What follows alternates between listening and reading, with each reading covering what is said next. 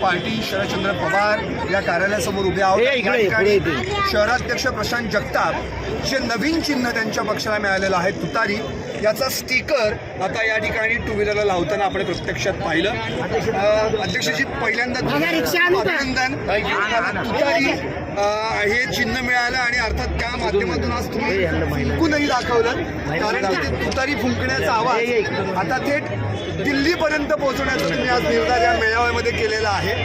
आणि सगळ्यात महत्त्वाचं म्हणजे शरद पवार साहेबांनी आता जे शेवटचं भाषण केलं त्या भाषणामध्ये जे आपण म्हणतो एक ताकद म्हणजे महाविकास आघाडी काय याची मोठ बांधण्याची पण त्यांनी या ठिकाणी किमया साधलेली आहे। तर माझा पहिल्यांदा प्रश्न हाच आहे की या चिन्हाबद्दल काय सांगाल? जी व्यक्ती तुतारी घेऊन उभी आहे आणि ती स्वप्राणाने फुंकण्यासाठी लढली उभी आहे, जणू काही ते शरदचंद्र पवार साहेबच आहेत आणि त्यांच्या मुखामध्ये तुतारी ते फुंकतील, काय सांगा?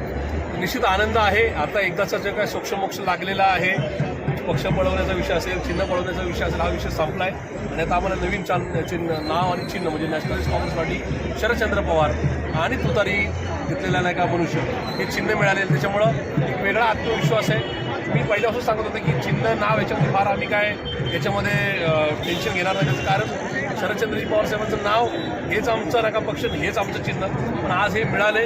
तुतारी घेऊन घेतलेला मनुष्य हा ऐतिहासिक आहे, म्हणजे प्रभू रामचंद्रांपासून छत्रपती शिवाजी महाराजांपासून शिवाजी महाराजांपासून ते आत्तापर्यंत तुमच्या आमच्या घरी कुठलंही चांगलं कार्य असलं तुतारीवाला असतो, त्याच्यामुळं हे चिन्ह मागच्या तर मी पवार साहेबांना ते सांगत होतो की मागच्या 45 तासामध्ये सोशल प्लॅटफॉर्मवर ट्रेंडिंगला होतं आणि खास करून तरुणही ते शेअर जास्त करतो, त्याच्यामुळं हे चिन्ह आज मिळाल्याचा आनंद आहे। मला खात्री आहे की महाराष्ट्रातली देशातली जनता पेटून उठलेली आहे। पुणेकरांना जो या ठिकाणी फार मनस्ताप भोगावा लागलेला आहे किंवा एकूणच 6-7 वर्षाचा दलितची कारभार पाहिला आहे, त्याच्यामुळं येणाऱ्या काळामध्ये लोकसभा असेल, विधानसभा असेल किंवा महानगरपालिका या सगळ्या निवडणुकांमध्ये या तुतारीवरच्या उमेदवारांना जास्तीत जास्त मतदान होईल। खूप मदतिक्याने नका या ठिकाणी खासदार आमदार निवडून नगरसेवक निवडून आणि एकूणच या देशाची अस्मिता ही मागच्या काळात जी धुळीस मिळवण्याचं काम झालं होतं ती पुनर्प्रस्थापित करण्याचं काम ही सामान्य जनता सामान्य मतदार नक्की करेल। आज आपण किल्ले रायगडावर या तुतारी चिन्हाचं अनावरण केलं आणि सगळे कार्यकर्ते त्या ठिकाणी होते।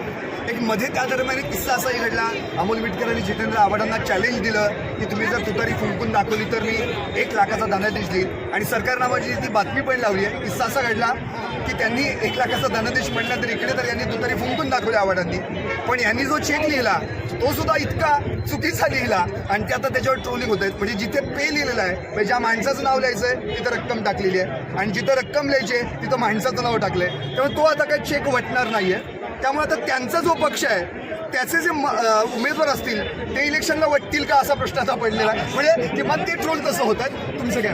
असं आहे, एक विटकरी एक नाही का जोकर टाईप एक नाही का व्यक्तिमत्व असं स्पष्टमध्ये त्यांनी त्याचं मी हे शब्द मुद्दामच वापरतो, कारण की मागच्या काळात त्यांनी जे काही उद्योग केलेत ज्या पद्धतीने महाराष्ट्राची अस्मिता छत्रपती शिवाजी महाराजांच्यावर भाषण केलं, भाजपवर टीका केलेल्या आहेत आणि आता पुन्हा ते त्या भाजपच्याच नाही का घरोब्यात जाऊन बसलेले आहेत। त्यांचा धनादेश हा कायम फसवणाराच असतो, त्याच्यामुळं त्यांच्या धनादेशावर आमचा विश्वास नाही। त्यांनी अशा प्रकारची बेताल उपयोग करून एकेकाळी छत्रपती शिवाजी महाराजांवर चांगलं व्याख्यान करणारा एक कलाकार लोकप्रियता मिळत नाही, धुळीस मिळवण्याचं जे काही कामकाज केले याच्यातून शहाणपणा शिकावा आणि इथून कुठेतरी अशा प्रकारचा अजितपणा करण्याची नादात पडू नये असा आमचा त्यांना मैत्रीमध्ये निश्चित सल्ला राहील। बाकी एक शेवटचा प्रश्न म्हणजे विरोधकांनी म्हणजे देवेंद्र फडणवीस असे म्हणालेले आहेत की अजितदादांमुळे शरद पवार 40 वर्षांनी रायगडावर गेले असं देवेंद्र फडणवीसांनी म्हटलेलं आहे, तर या सगळ्या माध्यमातून तुम्हाला नेमका काय संदेश द्यायचा आहे आणि तुम्ही काय सांगणार? छत्रपतींची अस्मिताची मदत काम या आदरणीय पवार साहेबांच्या हयातीत केले, त्याच्यामुळे पुन्हा एका देवेंद्र फडणवीसांनी साहेब रायगडावर किती वर्ष गेले, आमच्या किल्ल्यावर किती वर्ष गेले याचा हिशोबच मांडू नये।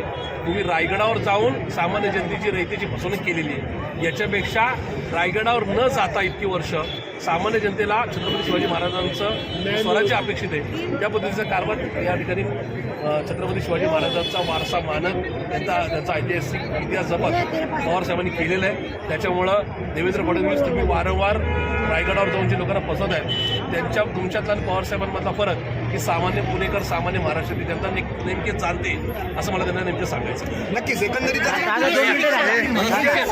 शरद पवार असं म्हटलं जायचं, पण आज शरद पवार म्हणजेच तुतारी हे चिन्ह असं समीकरण आज आगामी निवडणुकांच्या माध्यमातून निर्माण झालेलं आहे. आता नेमकं घड्याळाची टिकटिक वाजणार की तुतारी फुंकली जाणार याचं उत्तर आगामी निवडणूक काळातच कळेल. पाहत रहा निर्भीड आणि सडेतोड सरकार. राजकारणातील प्रत्येक अचूक बातमीचे सर्वात आधी अपडेट्स मिळवण्यासाठी सरकारनामाच्या सर्व सोशल मीडिया प्लॅटफॉर्मला लाईक, फॉलो आणि सबस्क्राईब करा. तसंच सर्व नोटिफिकेशनसाठी बेल आयकॉन प्रेस करायला विसरू नका.